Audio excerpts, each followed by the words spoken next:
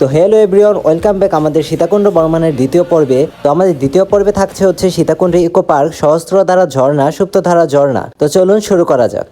চন্দ্রনাথ পাহাড় ভ্রমণ শেষে আমাদের দ্বিতীয় গন্তব্য হচ্ছে এই সীতাকুণ্ড ইকো পার্ক। এই পাহাড়কে কেন্দ্র করেই এই পাহাড়ের পাদদেশে 808 একর জায়গা জুড়ে গড়ে উঠেছে সীতাকুণ্ড ইকো পার্ক, যেখানে লুকিয়ে আছে প্রকৃতির এক নিখুঁত সৃষ্টি সহস্রধারা ঝর্ণা ও সুপ্তধারা ঝর্ণা। তো গাইস, আমরা চন্দ্রনাথ পাহাড় উপভোগ করে এবং চন্দ্রনাথ পাহাড়ের সকল সৌন্দর্য উপভোগ করে এখন আমরা চলে যাচ্ছি নিচে। তো এই নিচের দিকে আমরা চলে যাব হচ্ছে ইকো পার্কের ভিতর। তো এখান থেকে আমরা চলে যাব হচ্ছে সহস্রধারা ঝর্ণা দেখার জন্য। চলুন এই পথ দিয়ে এখন আমরা নিচের দিকে নামতে থাকি এবং এই সহস্রধারা ঝর্ণার দিকে যাই। তো এখান থেকে প্রায় দীর্ঘ সময় আমরা হাঁটতে হাঁটতে হাঁটতে হাঁটতে অবশেষে ইকো পার্কের সামনে চলে আসি। তো এখান থেকে আমাদের ইকো পার্কের সহস্রধারা ঝর্ণায় ঢুকতে জনপ্রতি 50 টাকা করে টিকিট লাগবে। তো যেহেতু সহস্রধারা ঝর্ণার মধ্যে অনেক পানি কম ছিল এবং সেখান থেকে ময়লা পানি আসছিল, তার জন্য আমরা এখানে যাব না, আমাদের অনেকেই বলতেছে, কারণ বিভিন্ন জায়গা থেকে অনেকেই গিয়েছে, যেহেতু এত কষ্ট করে আরো নিচে প্রায় 1-2 কিলোমিটারের মতো হাঁটতে হবে, তার জন্য আমরা এখানে আর গেলাম না। তারপর সামনে রয়েছে সুপ্তধারা ঝর্ণা,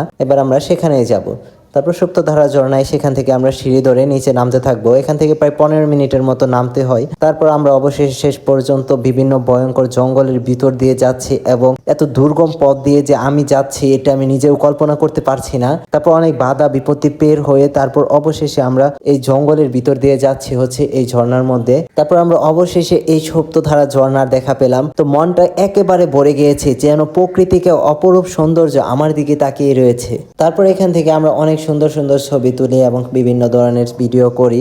তাছাড়াও এই প্রকৃতির এত নিখুঁত সৃষ্টি দেখে আমি খুবই মুগ্ধ এবং আমার সাথে সকলেই খুবই অপরূপ ভাবে এটার দিকে তাকিয়ে রয়েছে। তাছাড়াও আমি আমার সকল বন্ধু বান্ধবদেরকে বলবো, বাসায় বসে না থেকে একবার হলেও এসব জায়গায় ঘুরে দেখা দরকার, কারণ আমাদের প্রত্যেকের উচিত প্রকৃতিক সকল সৌন্দর্য উপভোগ করার জন্য। তো আমরা যদি ঘর থেকে না বের হতাম তাহলে জানতেই পারতাম না আল্লাহ তাআলার প্রত্যেকটি কোনায় কোনায় রয়েছে এত সুন্দর সুন্দর সৌন্দর্য। তারপরে এখানে আমরা 3 জন যেহেতু ছিলাম, তারপর অনেক নাচানাচি অনেক ধরনের ভিডিও করতে থাকি। যেহেতু আমরা খুবই ক্লান্ত ছিলাম, তার জন্য প্রায় 1 ঘন্টার মতো আমরা এটার নিচে খুব শান্তভাবে বসে থাকি এবং এই ঝর্ণাটার মধ্যে যেন আমি এক প্রকৃতির মধ্যে হারিয়ে গিয়েছি। তো আমার কাছে পার্সোনালি এই বিষয়গুলো খুবই ভালো লাগছিল এই ঝর্ণার মধ্যে। তাছাড়া এই ঝর্ণার মধ্যে যেন প্রত্যেকটা মুহূর্ত যেন নিজেকে একেবারে স্বপ্নের দেশে আসছে এরকম মনে হচ্ছে। যেহেতু প্রথমবার আমরা ঝর্ণায় আসছি, তার জন্য বিষয়টা আরো একটু বেশি ভালো লাগছে। তো এখানে মনে হচ্ছিল যেন একেবারে থেকে যেতে। তারপরে এখানে আমরা অনেক সময় থাকার পর সেখান থেকে আমরা ভিডিও ছবি সুন্দর সুন্দর করে তোলার পর তারপর আমাদের মনকে ফ্রেশ করে এখান থেকে এখন চলে যাব হচ্ছে গুলিয়াখালী সি বিচ।